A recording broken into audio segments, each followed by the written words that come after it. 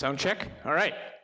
Yeah, it's so great to be here. I feel like I'm talking to all my friends. It's great to be at the first Fun OCaml and have the opportunity to speak about something that's very dear to my heart. My name is Antonio. I made Melange, so I'm going to be talking about that, but we'll get to that in a second. So there's this talk by Brett Victor. He was like an interface and interaction researcher at Apple. And he gave this talk in 2012 titled Inventing on Principle. Some of you might know this talk. Some of you might have listened to it.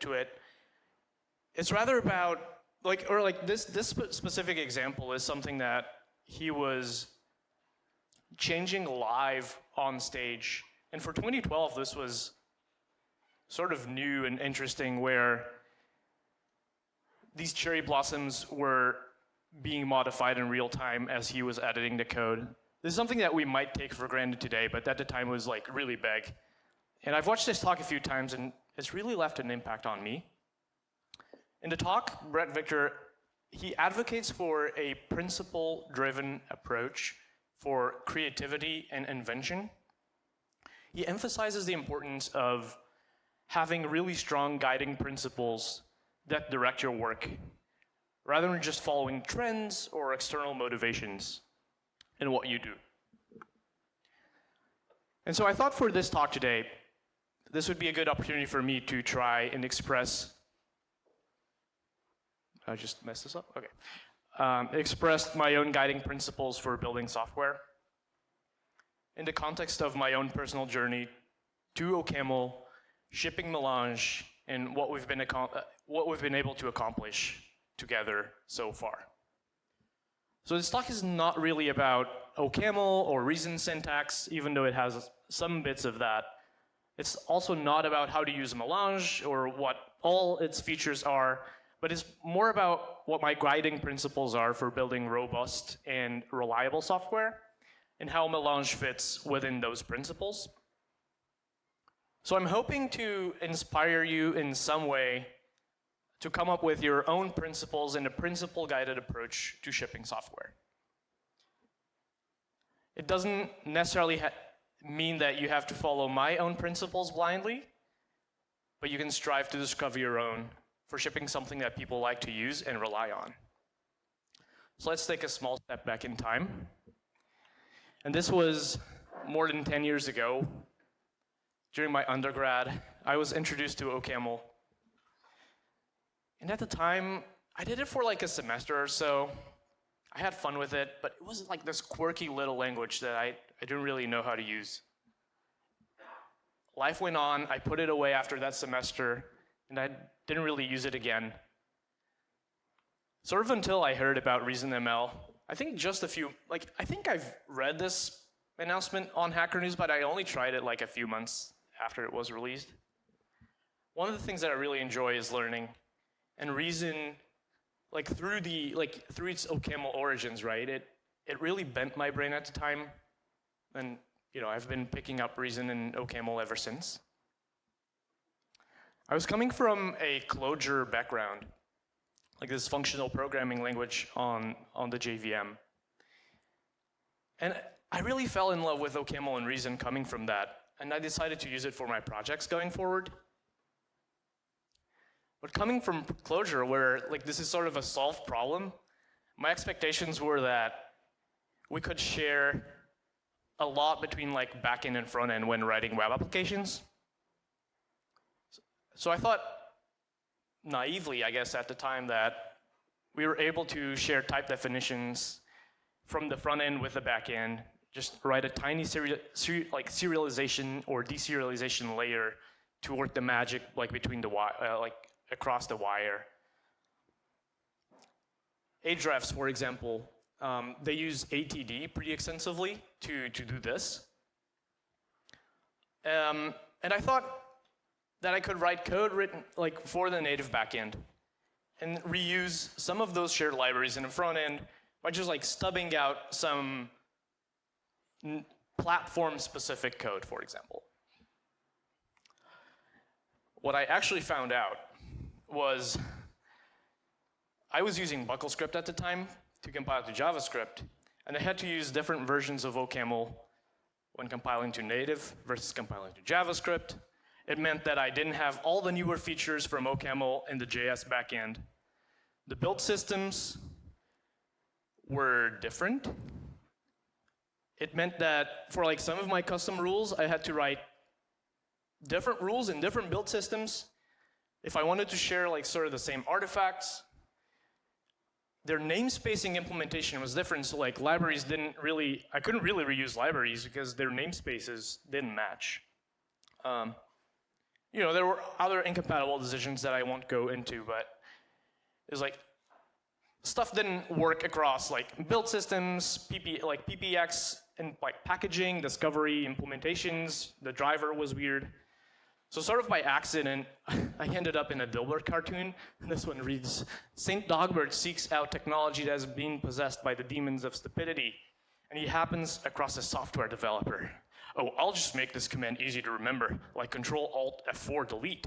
And if they forget that, they can just edit the source code in command.com. Perfect. Out, out, out of here. So what I found out was I could make things sort of work by accident, but it took too much fiddling with what for me I think were fairly broken abstractions. So I decided to roll up my sleeves, and I wrote a blog post about the state of OCaml and the JavaScript platform as I understood it. I solved the problem for myself, and I was hoping it would strike a chord with other people out there. In the blog post, I announced that I had been maintaining my own fork of BuckleScript since the previous summer, that this fork, it focused on bringing this great JavaScript backend to the OCaml compiler that I had been using. Despite, right, like, you know, I'd been using BuckleScript, but I decided to bring it closer to OCaml, back to its OCaml roots. Turns out my efforts, they did resonate with others. We kept working and exploring how we could make, you know, this better. If I'm being honest, like, usable. And the result of that is what we know as Melange today. To take a quick detour and a bit of self-promotion, I was recently on the Developer Voices podcast, and there I covered some of the history behind Melange and perhaps a bit more features than I'm going to be talking about today. So feel free to give it a listen if you'd like. I'm going to be sharing the link after in the slides as well. Or just come talk to me after the talk. Okay, so we covered some of the problems that I really couldn't gloss over when working with you know, BuckleScript that led me to start Melange. But I haven't yet told you how Melange is different, how it solves those problems, and how it, you know, the problems that I had faced with the tooling before, and why is it justifiable for me to keep maintaining it today and spending so much time on it.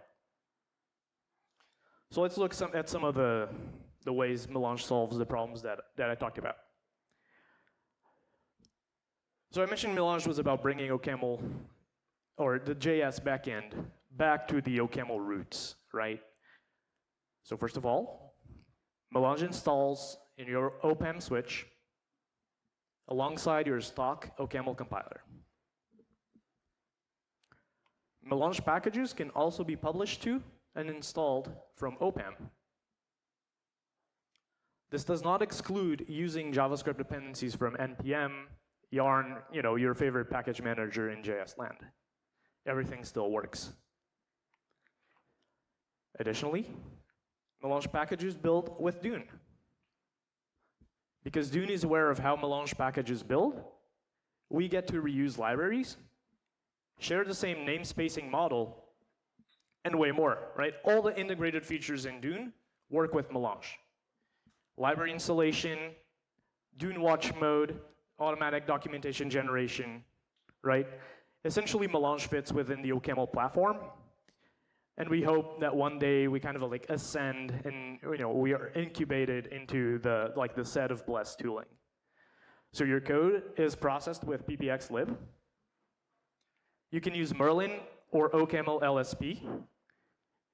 to power your editor integration, auto-completion, and type hinting in your editor. OCaml code is formatted using OCaml format. Odoc, through Dune, automatically generates documentation for your packages. Reformat formats and processes your OCaml code. And dune-release works out of the box to release Melange packages to OPAM. So my claim here is that we simplified things. We made Melange simple. And this would be the first of my guiding principles for building software. By integrating with the OCaml platform, we were actually able to take a bunch of things out of Melange and not add. Right? So reason.ml, for example, is no longer bundled into Melange. It's not even a dependency. We deleted an entire ad hoc build system by moving the rule generation to Dune. We made Melange editor agnostic by leaving the generation of Merlin and OCaml-LSP configuration to Dune as well. And Melange no longer has to worry about running ppx. Right? Instead, we defer to the ppxlib driver that Dune knows about. So we've simplified Melange effectively by decoupling its pieces and leaning on these like modular pieces to support multiple syntaxes, editor integrations, ecosystem libraries, basically taking advantage of what exists in the OCaml ecosystem and the OCaml platform. But here's, this is an important point, I think, is that simplicity doesn't necessarily exclude power. And experts like us end up needing powerful tools. Richicki, who's the designer of Clojure, he shares a good analogy for what I'm speaking to in his talk, Design, Composition, and Performance. It's a really awesome talk if you haven't heard that one. The analogy he uses is a guitar. And a guitar, for example, is a pretty simple instrument, but it's an instrument that is not made for beginners. You can understand like a guitar's design pretty easily, but it takes years to master, right? It causes blisters on the fingers of players. And just like every musician, if us programmers want to become experts, there's pain and metaphorical blisters that we must overcome. So experts need power, and that's another claim I'm making here, because the real world is complex. And it's usually our job to model a subset of it. Melange scales from small applications to complex applications written by experts in our field. For that, we need tools that do their job but allow us to do ours. So take Melange, configured through Dune, for example. All you need to start emitting JavaScript within a Dune and Melange project is to set the target directory and write some OCaml code. But as soon as your use cases evolve, Melange scales with your code base as well. You can configure Dune to promote your JavaScript artifacts back to the source tree after building them in the build directory, for example. This is important for certain bundlers and JavaScript setups. You can set a custom alias for building just a subset of your Melange code. You can select the libraries you'd like to depend on, customize how your OCaml or reason.ml code should be pre-processed. You can set non-standard compilation flags, select the module system and JavaScript extension, or extensions or module systems, right? You can emit multiple for the emitted files. You can define dependencies that your compiled code needs at runtime, like static assets, style sheets, images, other JavaScript files that your code binds to. So again, Melange is simple, yet powerful. We provide the power that you need to scale your applications. Now, everyone tells you that their software is simple. And I guess I'm yet someone else telling you the same. Look, my software is simple. But it's not important to associate simplicity with just like partitioning or stratification and layering. Because You can take complex components and you can stratify them, you can modularize them as well. My claim is that simplicity enables modularization and not the other way around, right? It's because we made Melange simple that we're able to achieve modularization in this way through well-defined interfaces across the tooling that exists in the ecosystem. In our specific case, this means caring about just doing one thing and one thing well. And that one thing is that Melange compiles OCaml code to JavaScript. We let the tooling around it do the rest, because it was already there and we could reuse it. So we don't dictate a particular structure of files or code organization or pre-processing driver, editor integration, even build system. We allow you to choose the structure of your code, configure your build rules the way it suits your project, use the package manager and set of tooling that you like. For example, you can use Melange without Dune, even though that's sort of the blessed setup. And to me, this is what makes Melange robust and reliable software that other people and companies can and do depend on. So on reliability, Dijkstra has this great quote about simplicity being a prerequisite for reliability. And I think we can all think back to situations or programs where sort of like overly complex, hard to maintain abstractions gave us really bad headaches that went away when we switched to a simpler solution. And if you're hoping for any adoption at scale, in the enterprise or otherwise, what you're effectively selling is reliability. This is why simplicity and reliability are so important to me. That's why I choose it as the first principle I'm talking about today. Making Melange reliable is what led Ahrefs to adopt it more than a year and a half ago now. It's why they continue to build on Melange and rely on it for most, if not all, their front-end applications. Melange is now critical infrastructure for Ahrefs. I couldn't be prouder of what we achieved together. That leads me to my second principle. And the next one is that collaboration really does fuel great things. I feel very fortunate to have incredible partners in this journey so far. I'm really thankful to Ahrefs, the OCaml Software Foundation, and all my sponsors in GitHub for supporting the Melange research and development, without which I would be unable to keep working on it. I really do cherish everyone we've partnered with so far. I look forward to keep working together to shipping even more great stuff. And so the corollary here is to work with cool and talented people. And here are some of the good ones. Every month, we get together, sometimes in person, sometimes at conferences like this one. And we take time to plan out what we should work on for the next few weeks.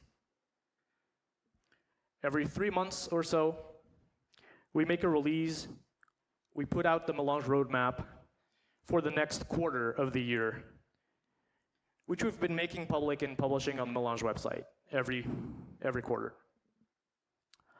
So that leads me to the third and last guiding principle that I want to share with you today. Melange started with one single user. Surprise, surprise, it was myself. The initial features were driven by my needs, but most of the features that we added after that, including the Dune rules integration, the OCaml version upgrades, node module support, some cool ones that I'll be talking about next as well, they were driven by real-world needs. So the last principle that I'll share with you today is that new features must be driven by real-world use cases. And you need to invert from what your users need back to the features that you're going to implement. And for me, that's worked really well so far. So, as examples of features that have been influenced by real-world use cases. We're going to be taking a look at some of these, some of the things that we've shipped, some of the cool things that we have in the pipeline for the next few months. So I'll start by showing you the Melange playground. And this is an online live coding tool that we've built. And it supports not only evaluating OCaml code, but also rendering to sort of like a React container in the page. I'm going to try to do this with one hand, I guess, but like, you know, if you change something here, it live updates on the right side immediately. So, you know, hello, fun OCaml audience. Something exciting that I'll be using to show the next examples. So this is an exciting one, and it's something that we're going to be shipping very shortly, again, driven by real-world use cases. And that is the ability to dynamically import a module in your Melange applications. So don't pay too much attention to what's going on here, because I'll go line by line. But one thing that we didn't have support for is for these dynamic imports. You know, people in JavaScript sometimes want to split their bundles in order to make their code more lightweight. And if an import declaration appears at the top, that means it's going to go in the main bundle, and there's no way to get out of it. So one thing that we're shipping pretty soon is the ability to just call this JS import by passing it a module and a module type. We might work on some syntax trigger for the signature thing over there, but what you can basically see here on the right-hand side is that there's no import declaration at the top. And it just gets imported dynamically as needed, and bundlers know how to like do the RPC call effectively and like fetch the bundle and load it. This works as well for JavaScript modules. So I have like a fairly contrived example over here, but basically this is the way in Melange that you declare that you're binding to a function appearing in React.js. And what you can do with this feature as well is you can import a function from an external JavaScript module that you'll see here on the right-hand side. There's no import declaration. It just gets imported in line, and bundlers know what to do with it. So this works not only across OCaml modules, but also across the FFI as well, the foreign function interface. So this is the last one. And speaking of user needs, this is one I'm personally very excited about. Because after BuckleScript evolved into Rescript, but way before then, and if you still go on their issue tracker, and you order by the most upvoted features, you'll find source map support.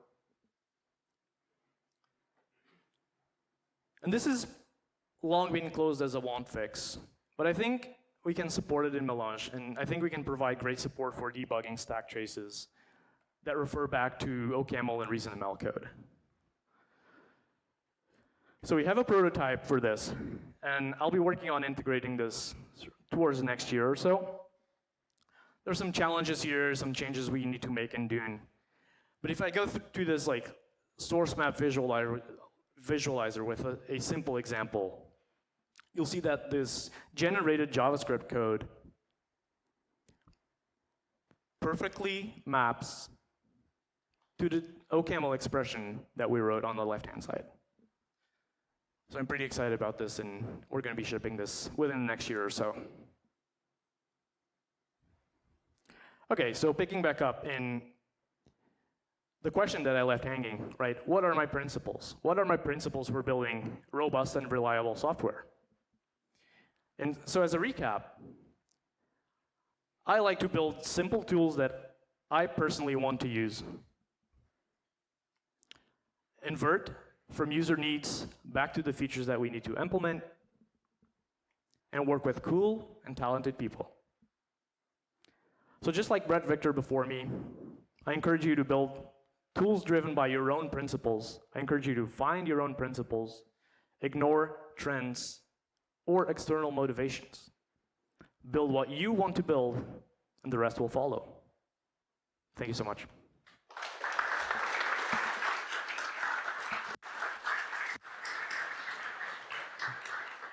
Thank you for an amazing talk. If anyone have questions? Oh my God, a lot of hands. Yeah, we'll take an order. Hi, love the talk. That was awesome. Thank you so much for that. When you mentioned the comparison between an instrument like a guitar or something, I play guitar by the way. I wanted to know, have you thought of how some instruments, right? They actually offer very low friction paths to mastery. Instruments, more generally speaking, not just a musical instrument, right? Like for example, in photography, you usually have manual modes in cameras, which means you have to control everything. But you have a lot of other modes that control a lot of things for you. So you can say, I just want to care about like the depth of field, and everything else is handled for you. And how that relates to, for example, the configurability of some of the things we have in the ecosystem, where sometimes maybe it's not needed or could be done for users. Yeah, I think that speaks to my slide about like how Melange scales for you, right? You can just start by emitting some JavaScript to a target directory. These days, I know you're working on the upcoming Dune, which is yet another step on this direction, right? So the goal is always to provide something that, I guess we came at it from the other end, which is like, we wanted to build Melange specifically, like, first of all, right, for Ahrefs to use it, and their front-end code is super complex. They have multiple applications. They have a lot of needs. And so we wanted to come at it from that angle. And then we were still on the path to making it. So I talked about making it simple, and sort of to use it like a Rich Hickey quote as well. Like now we're working on making it easy to like get started with, right? And so that's the other path that we want to provide as like a good like launching path for people to get started. I know Dylan, for example, created something like Create Melange app, which is like something in that direction where people can just create a Melange app from the terminal using one command. I suspect the new Dune with package management is going to make that even easier, so I'm excited for that.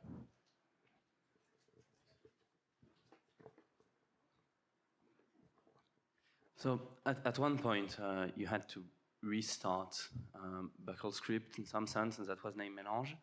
And you explained all the things that were like lacking in REST script. And I agree they sounded pretty bad, but it seems to me that JS of OCaml had all these things, but maybe it didn't have other things. And what are those? Why didn't you switch to JS of OCaml? Yeah, that's a good point. So the way I like to think about it is JS of OCaml. Oh, by the way, the Melange playground is compiled with JS of OCaml. We compile Melange with JS of OCaml to JavaScript. And that's what it's really good at, right? You can take an OCaml code base and compile it to JS and get like this giant file that supports all the OCaml runtime or most of it. It even has support for like effects these days. But Melange is more, while we're like bringing it back to the OCaml roots, it's still targeted at people who are writing modern applications that need to interface with a lot of the JavaScript code out there. They need to produce a lot of files in a structure that the JavaScript tooling understands. And usually that means multiple modules, different like layouts, a lot of things that I don't think JS of OCaml supports. And the other thing is we want to really be able to support very lean, very readable JavaScript. And so one thing that I didn't mention, for example, is Melange maps one OCaml file to one JavaScript file. And that's super important for these days, for example, for working with JavaScript frameworks. It's like, because JavaScript tooling has evolved in a way that most people are not starting projects from scratch by writing one JavaScript file and adding like another and another. They're just usually using what they're called now meta frameworks that like they called your code and they expect your code to have a certain structure. And so Melange supports all that. For example, I have like a few Next.js projects, and that works with Melange pretty well, for example. Did that answer your question? Yeah, I might have a follow-up question, which is, I understand what's missing in JS for OCaml. Did you evaluate how hard it would have been to add these features compared to how hard it would have been to did what you did with Melange? Yeah, in the team, someone did that, right? Javi, he tried to build well, first of all, we were all buckle script users before, and we sort of, the motivation to build Melange and make it build for the address front end was to minimize the migration path as well. But I know Javi, for example, had built a JS of OCaml bindings to React, and those are still available somewhere on his GitHub. And I guess come talk to us after the talk, and we'll let you know what the trade-offs were.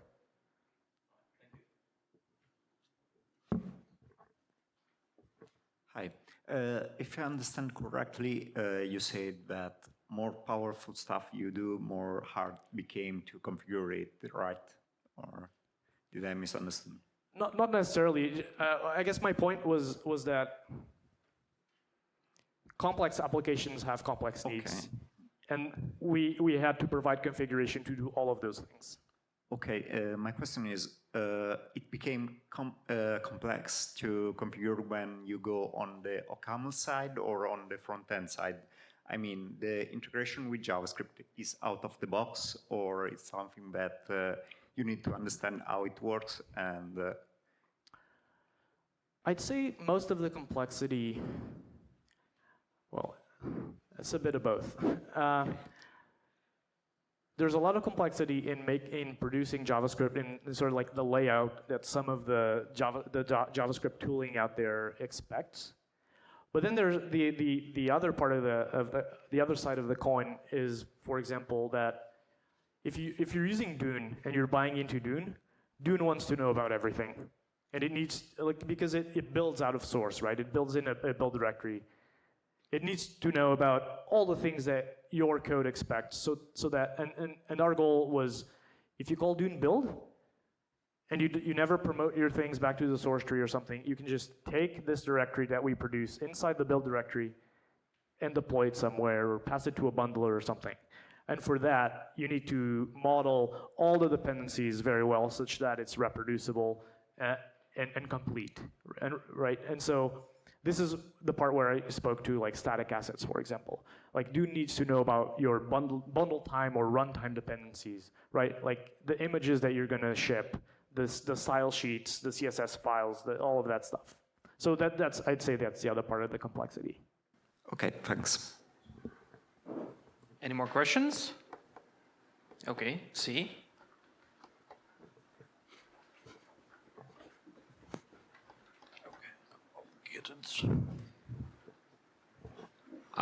Thank you.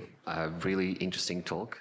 I think I really value the fact that you're focusing so much on bringing Melange closer to OCaml and kind of uniting the tooling and the ecosystem behind all of this really exciting, somewhat experimental but still useful stuff.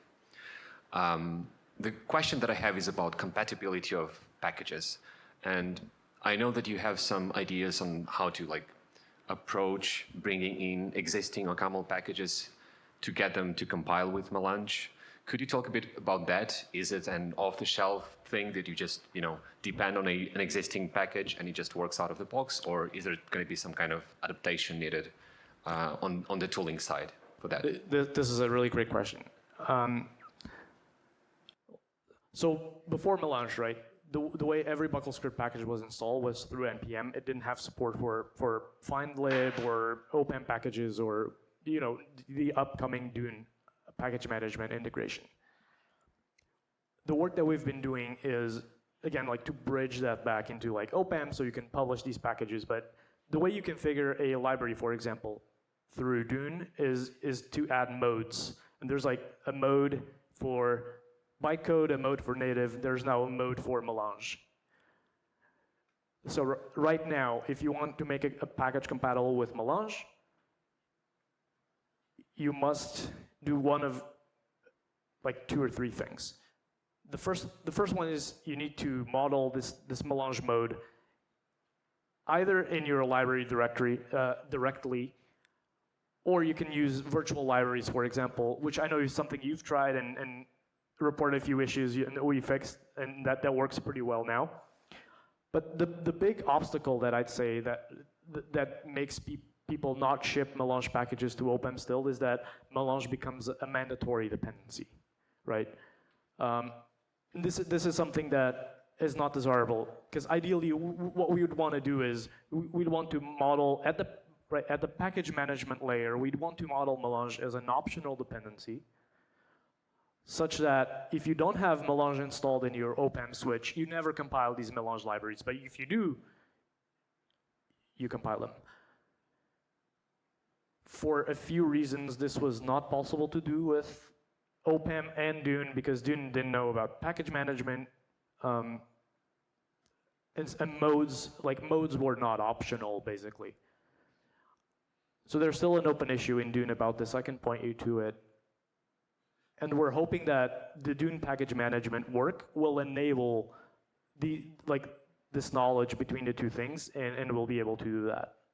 So just to be so I make sure that I understand, the plan is to get OPAM sort of handle the optional dependency on Melange, and through that instruct Dune that it can actually compile the dependencies using Melange. Is that right? Or I think it's a bit more complicated than that, because OPAM already has support for, I think OPAM has, wait, is it OPAM or Dune?